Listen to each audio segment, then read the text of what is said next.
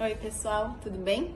Meu nome é Thaís, eu sou professora de Direito Civil 360 Concursos e estou aqui para mais um giro com vocês. O tema que eu escolhi hoje é o Direito Real de Habitação. É um tema que é polêmico, tem algumas controvérsias, tem alguns questionamentos, então ele se torna interessante para uma questão dissertativa de uma segunda fase da OAB. Tem aí até uma pegadinha para uma peça processual, para quem escolher direito civil, e também pode ser objeto de questionamento na primeira fase, nos testes, não é mesmo? Então, vamos lá, tá bom? Vou tentar passar bastante informação para vocês. O que é o direito real de habitação? O direito real de habitação é aquele direito do cônjuge sobrevivente, ou seja, que se tornou viúvo, de permanecer morando no imóvel que era residência do casal. Então, existia um casal, eles montaram a sua casa, a sua moradia, e um deles vem a falecer. Aquele que sobrevive, ele tem o direito de ali permanecer. E por quê? Isso decorre de uma natureza protetiva, né, da nossa legislação. E também premia aí alguns princípios. O princípio da dignidade da pessoa humana. E onde está previsto o direito real de habitação? Está previsto lá no artigo 1831 do nosso Código Civil. E ele prevê que o cônjuge sobrevivente, ele tem esse direito independentemente do regime de bens. O que isso quer dizer? Que não importa se aquele casal se casou num regime de separação absoluta de bens, se era um regime de participação final nos aquestos, se era um regime de comunhão parcial de bens, esse regime independe. E, inclusive, o cônjuge sobrevivente sequer precisa ser meeiro. Ele não precisa ter direito a uma meação, um pedaço da herança, para poder permanecer no imóvel. Esse imóvel, inclusive, pode ser um imóvel exclusivo do decújus. Ele pode ser um imóvel que foi adquirido só com o dinheiro do decújus. Isso não tem importância. O direito real de habitação, ele vai existir e visa proteger aquele que sobreviveu à morte do seu cônjuge. Outra particularidade é que eu estou falando cônjuge, estou falando em casamento. É importante lembrar que o direito real de habitação, ele não tem um limite temporal. A princípio, ele é vitalício. Então, até que aquela pessoa venha a falecer, ela tem direito de permanecer naquele imóvel.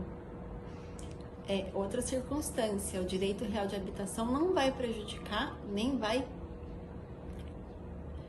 provocar uma diminuição na meação ou no quinhão hereditário daquele que vai se beneficiar do direito real de habitação. Outra circunstância, o direito real de habitação, ele não precisa ser registrado no registro de imóveis e ele também não precisa constar de um testamento. Como que é feito esse procedimento?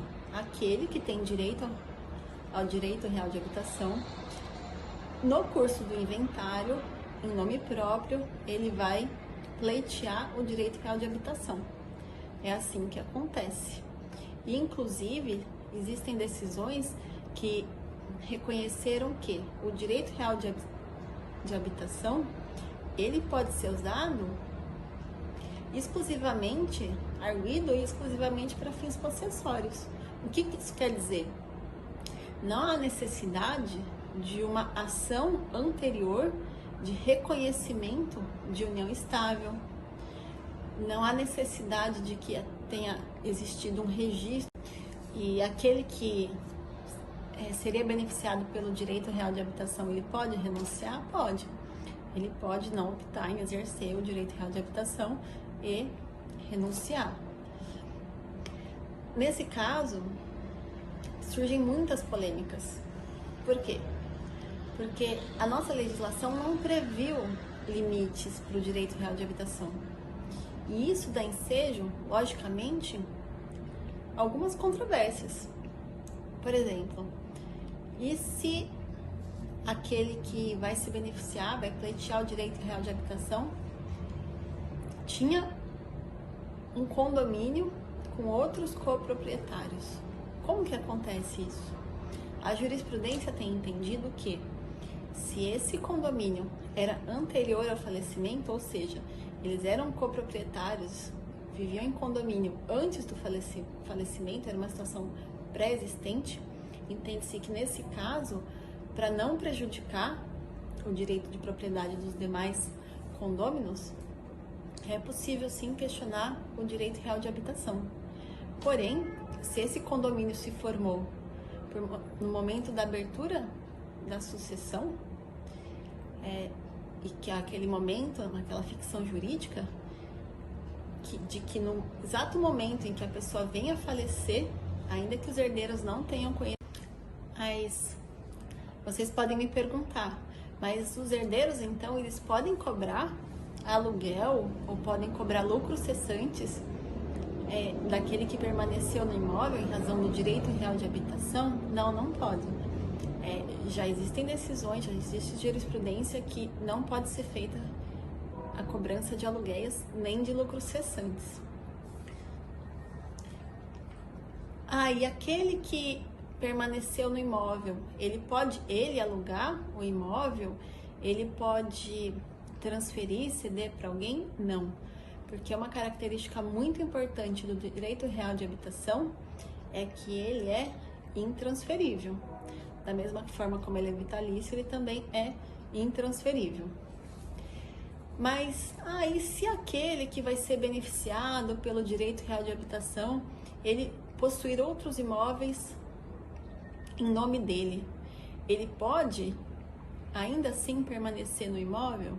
Sim, a jurisprudência também é bastante clara que ainda que ele possua outros bens imóveis, ele pode permanecer naquele em que ele residiu com o de cujus, tá bom?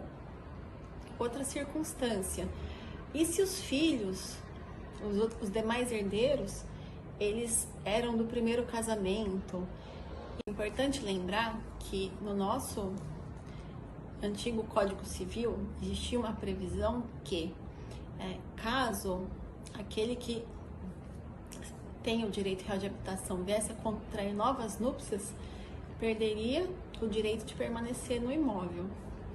O nosso Código Civil de 2002, ele não trouxe essa previsão, ou seja, o entendimento de grande parte da jurisprudência é que ainda que ele venha a contrair novas núpcias ou venha a viver em união estável, ainda assim ele não perde o direito real de habitação. E como vocês podem ver, isso é bastante polêmico, dá aso a questionamentos, tanto que eu já vi decisões em que essa situação já foi relativizada. Aliás, o direito real de habitação, ele tem um espaço para questionamentos, ele tem um espaço para, digamos assim, sejam pleiteadas junto ao juízo uma relativização, uma limitação desse direito real de habitação. Por exemplo, uma situação em que o de cujus, ele deixou sim o seu